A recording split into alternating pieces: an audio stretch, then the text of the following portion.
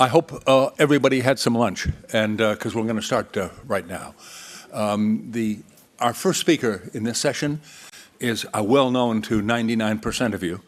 I hope, maybe even more, but who has a huge reputation and consideration in this country and in Australia, who's written a lot of books, been a television producer in some of the best television done in this country, and has exposed more things and caused more ire and difficulty for himself than many.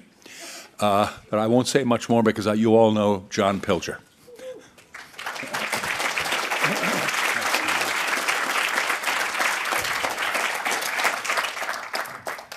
Can I close this? Thank you. Thank you, Gavin, and thank you to the CIJ and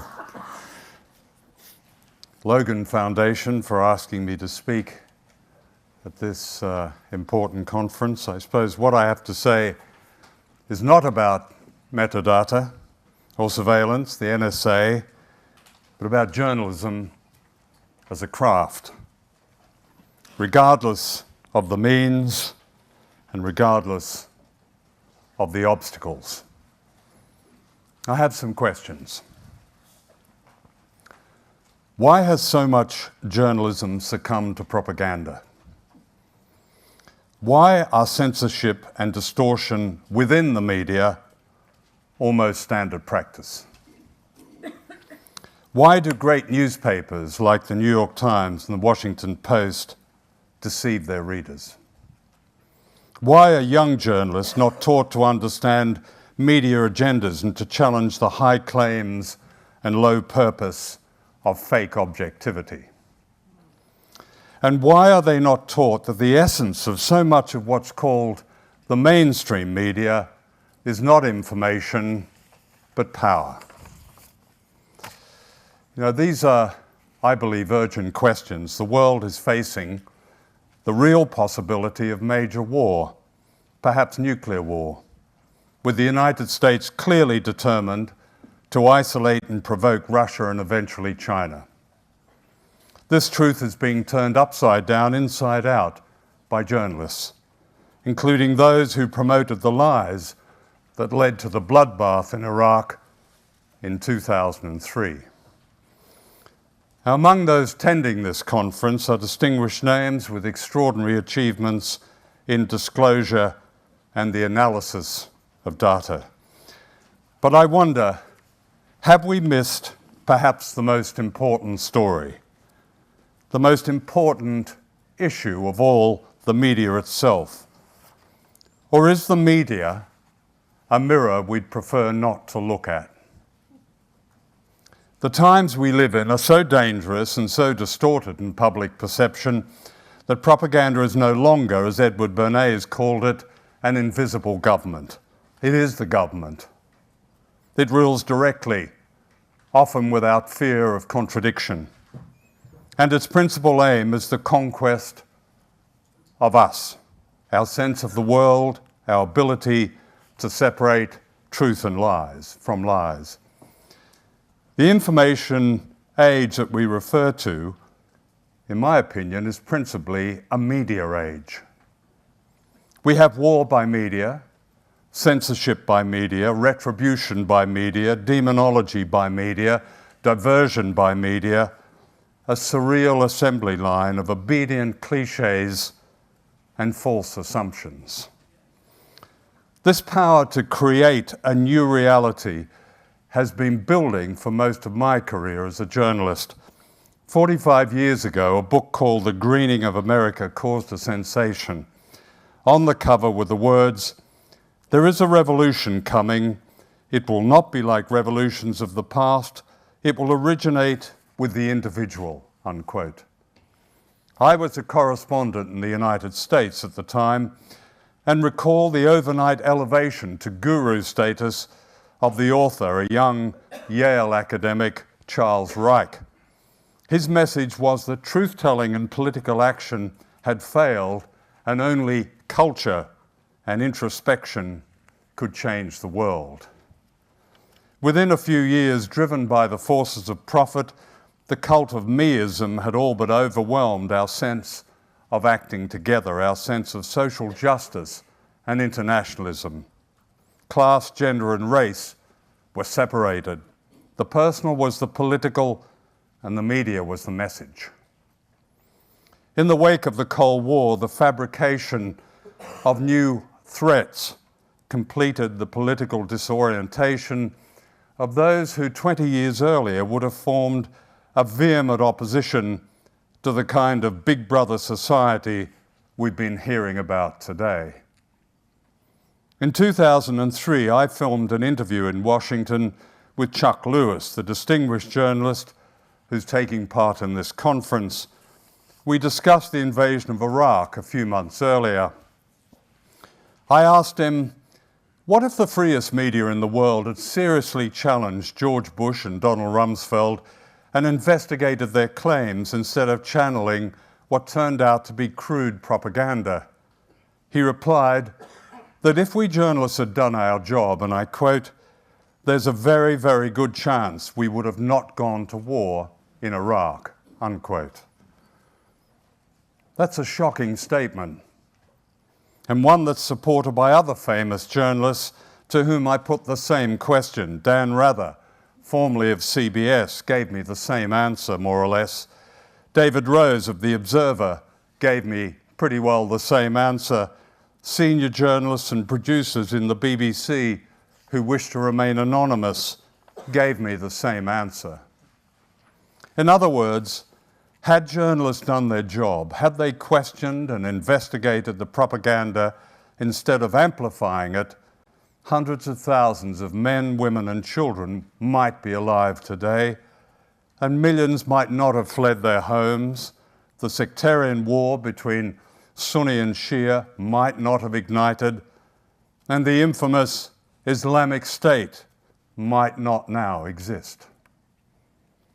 Even now, despite the millions who took to the streets in protest, most of the public in Western countries have little idea of the sheer scale of the crime committed by our governments in Iraq. Even fewer are aware that in the 12 years before the invasion, the US and British governments set in motion what amounted to a Holocaust. We denied the civilian population of Iraq a means to live.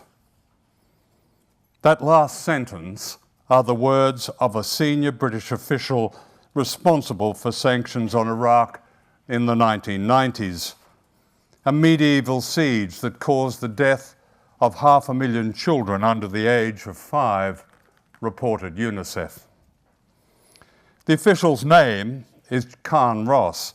In the Foreign Office in London, he was known as Mr. Iraq. Today, he's a truth teller of how governments deceive and how journalists willingly spread the deception.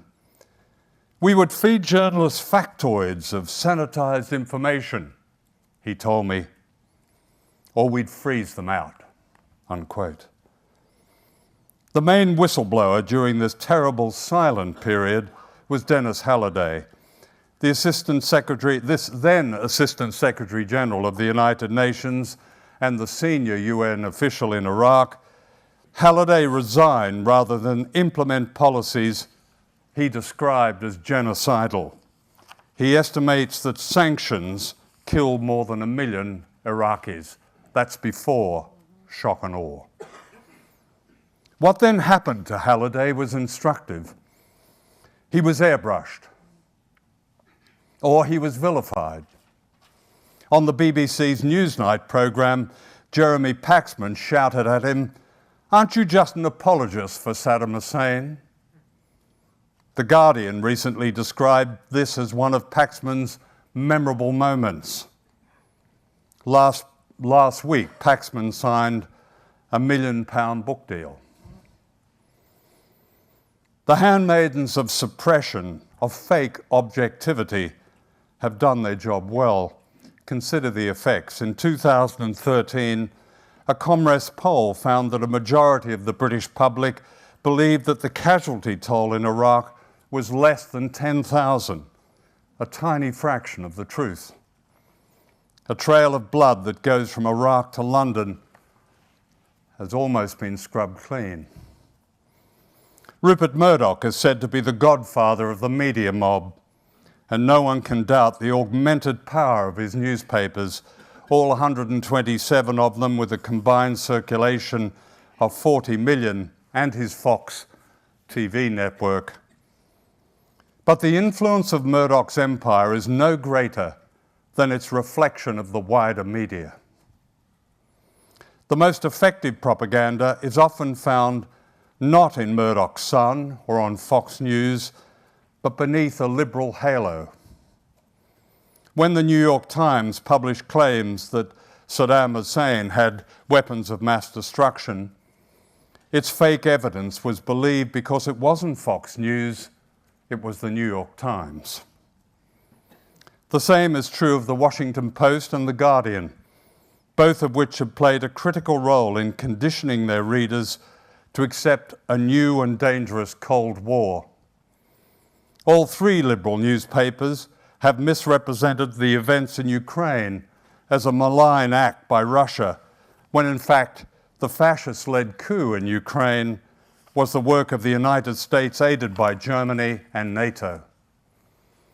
This inversion of reality is so pervasive that Washington's military encirclement and intimidation of Russia is not contentious. It's not even news. It's suppressed behind a smear and scare campaign of the kind I grew up with during the first Cold War. Once again, the evil empire is coming to get us, led by another Stalin, or perversely, a new Hitler. Name your demon and let rip.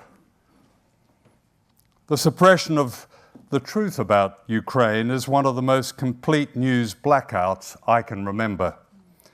The biggest Western military build-up in the Caucasus and Eastern Europe since World War II is blacked out. Washington's secret aid to Kiev and its neo-Nazi brigades and the integration of fascists within the Kiev government and the and documented war crimes against the population of eastern Ukraine is blacked out. Evidence that contradicts propaganda that Russia was responsible for the shooting down of a Malaysian airliner is blacked out. And again, supposedly liberal media are the most convincing censors. Citing no facts, no evidence, one journalist identified a pro-Russian leader in Ukraine as the man who shot down the airliner. This man, he wrote, was known as the demon. He was a scary man who frightened the journalist. That was the front page evidence. What the Russian president has to say is of no consequence. He's a pantomime villain who can be abused with impunity. An American general who is head of NATO and straight out of Dr. Strangelove, one General Breedlove, routinely invents Russian invasions without a shred of visual evidence. His impersonation of Stanley Kubrick's General Jack D. Ripper is almost pitch perfect. During the summer, according to General Breedlove, 40,000 Ruskies were massing on the border. That was good enough for the New York Times and the Washington Post and the Observer, the latter having previously distinguished itself with lies and fabrications that backed Blair's invasion of Iraq, as its reporter David Rose revealed. Sometimes it feels like a class reunion. The drumbeaters of the Washington Post, that is, beating the drum for isolating Russia, are the very same editorial writers who declared the existence of Saddam's weapons of mass destruction to be, quote, hard facts, unquote. If you wonder, wrote Robert Parry, how the world could stumble into World War III, much as it did into World War I a century ago, all you need to do is look at the madness that has enveloped virtually the entire US political media structure over Ukraine, where a false narrative of white hats, versus black hats took hold early and has proved impervious to facts or reason. Parry is, of course, the distinguished journalist who revealed Iran-Contra. He's one of the very few who investigate the role of the media in this dangerous game. But is it a game? This week, I think yesterday, the US Congress voted on Resolution 758, which in a nutshell says, let's get ready for war with Russia. In the 19th century, the writer Alexander Herzen described aggressive secular liberalism as, and I quote, the final religion, though its church is not of the other world, but of this. Today, this divine right is unreported, yet it's far more violent and dangerous than anything the Muslim world throws up, though its greatest triumph is the illusion of free and open information. In the news, whole countries are made to disappear. Saudi Arabia, the source of Western-backed terror across the Middle East, is not a story, except when it drives down the price of oil, as it's currently doing. Yemen has endured 12 years of American drone attacks. Who knows? Who cares? In 2009, the University of the West of England published the results of a 10-year study of the BBC's coverage of Venezuela. Of 304 broadcast reports, only 3 mentioned any of the positive policies introduced by the government of Hugo Chavez. The greatest literacy program in human history received barely a passing reference. In Europe and the United States, millions of readers and viewers know next to nothing about the remarkable, life-giving changes implemented in Latin America, many of them inspired by Chavez.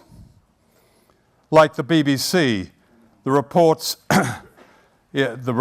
of Chavez's Venezuela in the New York Times, the Washington Post, and the Guardian, and the rest of the Western media were routine in bad faith. Chavez was even mocked on his deathbed. How is this explained, I wonder, in schools of journalism? Why are millions of people in Britain persuaded that a collective punishment called austerity is necessary? Following the economic crash in 2008, a rotten system was exposed. For a split second, it seemed, the banks were lined up as crooks with obligations to the public they'd betrayed. But within a few months, apart from a few stones lobbed over at excessive bonuses, the message changed. The mugshots of guilty bankers vanished from the tabloids, and something called austerity became the burden of millions of ordinary people. Was there ever a sleight of hand as brazen? Today, many of the premises of civilized life in Britain are being dismantled in order to pay back a fraudulent debt, the debt of crooks. The austerity cuts are said to be £83 billion. That's almost exactly the amount of tax avoided by the same banks and by corporations like Amazon, Starbucks, and Murdoch's News UK. Moreover, the crooked banks are given an annual subsidy of £100 billion in free insurance and guarantees, a figure that would fund the entire National Health Service. The economic crisis is pure propaganda. It's a transfer of wealth from the bottom to the top. But who's standing up for the majority? Who is telling their story? Who's keeping the record straight? Some are, but they're few. In 1977, Carl Bernstein of Watergate fame revealed that more than 400 journalists and news executives worked for the CIA.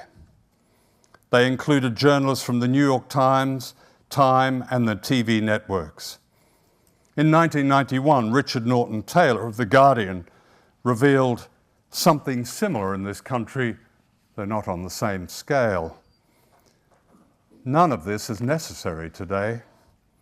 I doubt that anyone paid the Washington Post and many other media outlets to accuse Edward Snowden of aiding terrorism.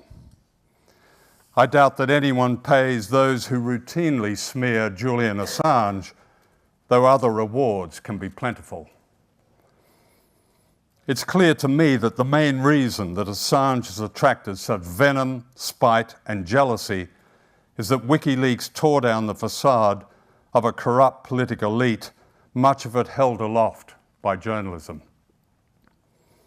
In heralding an extraordinary era of disclosure, Assange made enemies by illuminating and shaming the media's the gatekeepers within the media.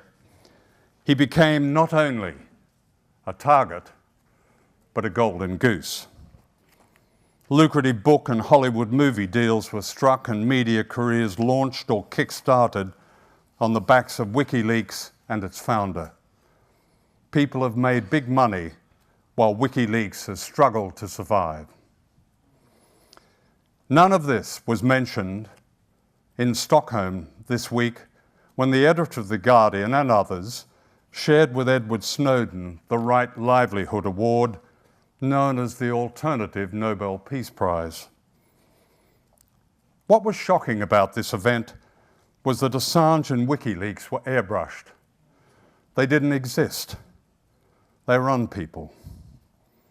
No one spoke up for the man who pioneered digital whistleblowing and handed The Guardian one of the greatest scoops in history. Moreover, it was Assange and his WikiLeaks team who effectively and brilliantly rescued Edward Snowden in Hong Kong and sped him to safety. Not a word.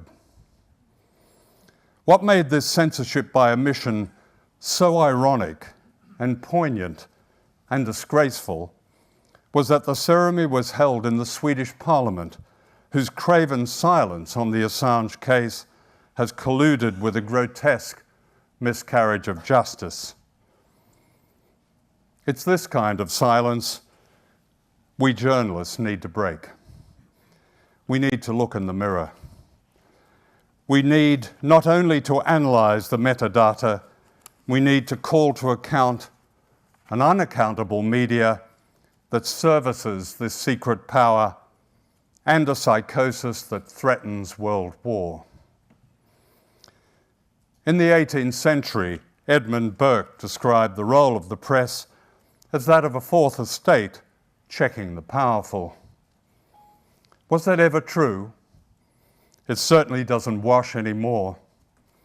What we need is a fifth estate, a journalism that monitors, deconstructs, and counters propaganda and teaches the young to be agents of people, not power.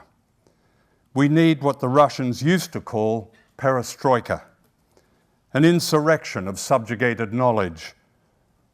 I would call it real journalism.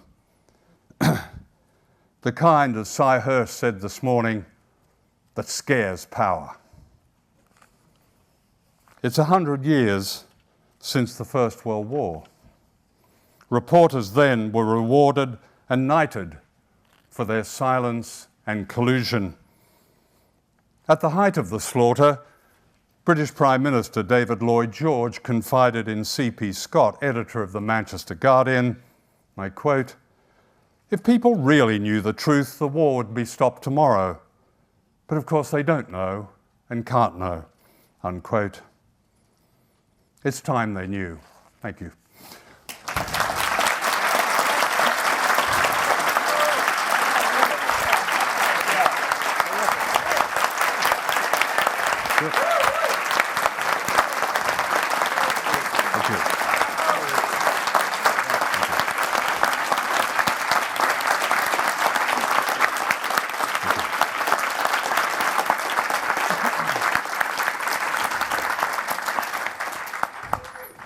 Okay, we'll take about a 2-minute break, and then we'll start. Good.